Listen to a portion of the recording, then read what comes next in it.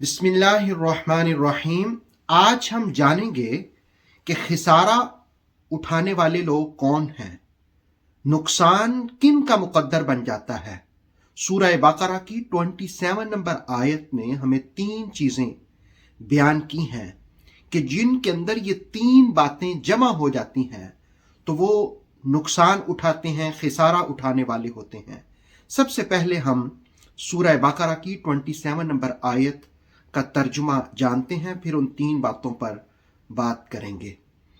ارشاد باری ہے، الذین ینقضون عہد اللہ من بعد میثاقہم، وہ لوگ جو توڑتے ہیں، ینقضون کا مطلب ہے توڑتے ہیں، عہد اللہ، اللہ کے وعدے کو، من بعد میثاقہم، پکا کرنے کے بعد۔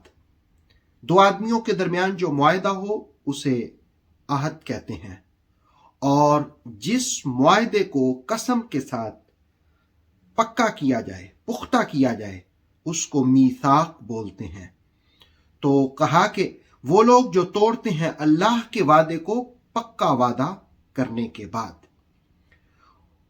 وَيَقْطَعُونَ مَا أَمَرَ اللَّهُ بِهِ أَن يُوصَلَ، اور تعلق توڑتے ہیں، یقطعون تعلق توڑنا، منقطع کرنا، جن کے ساتھ اللہ نے ملنے کا حکم دیا۔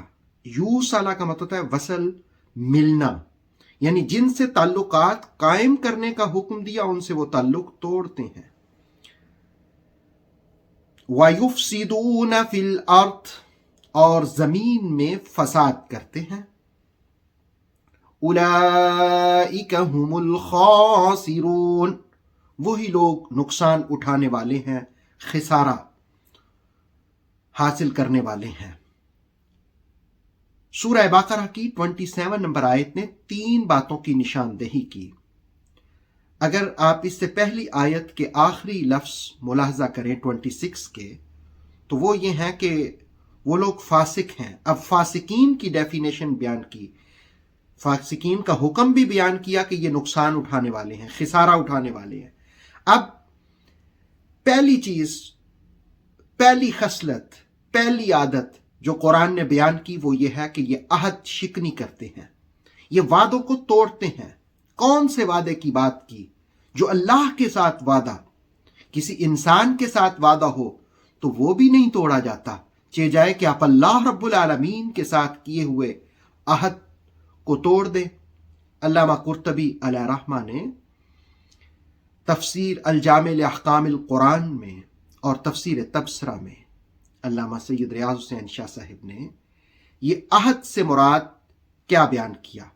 پہلی رائے کہ اس سے مراد جو اللہ رب العالمین نے بنی آدم سے عہد لیا تھا، یعنی اللہ رب العالمین نے تمام روحوں کو جمع کر کے کہا تھا کہ الستو بربکم، تو اس سے مراد وہ عہد ہے۔ تو سب نے کہا تھا کہ ہاں مولا تو ہمارا رب ہے۔ تو وہ لوگ جو اس سے منکر ہو گئے، اب اس کو اختیار نہیں کر رہے، تو ان کے بارے میں کہا کہ وہ لوگ جو عہد توڑتے ہیں۔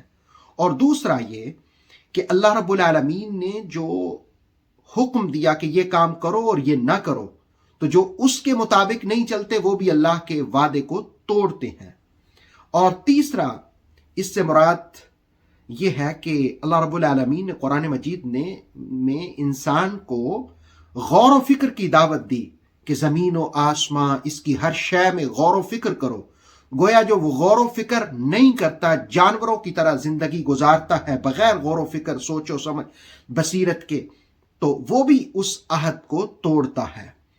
اور چوتھا یہ بھی کہ اہل کتاب سے ایک عہد لیا گیا تھا کہ جس وقت آخری نبی تشریف لائیں تو تم نے ان پر ایمان لانا ہے، ان کی نبوت اور رسالت کو ماننا ہے۔ اور پانچواں یہ بھی کہ انبیاء سے وعدہ لیا تھا کہ انبیاء کہ تم نے آخری نبی محمد صلی اللہ علیہ وسلم پر ایمان بھی لانا ہے اور ان کی مدد بھی کرنی ہے۔ تو یہ عہد سے مراد ہیں۔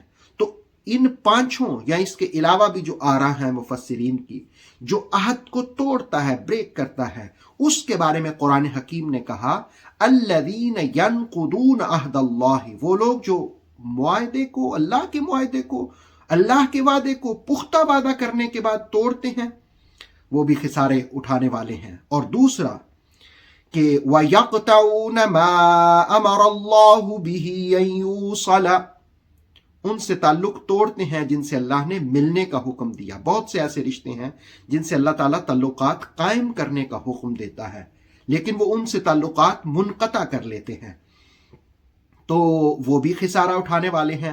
اور تیسرے نمبر پر زمین کے اندر فساد کرتے ہیں، لڑائی جھگڑا، امن کو پائمال کرتے ہیں۔ اسلام تو دین امن ہے، امن کی خیرات بانٹتا ہے، امن کی دعوت دیتا ہے۔ تو جو فساد کرتے ہیں، لڑائی جھگڑے، گالی گلوچ، کبھی اس کے خلاف کبھی اس کے خلاف، ان کی زندگی کا مشن ہی ہوتا ہے، تو قرآن کہتا ہے وہ بھی خسارہ اٹھانے والے ہیں۔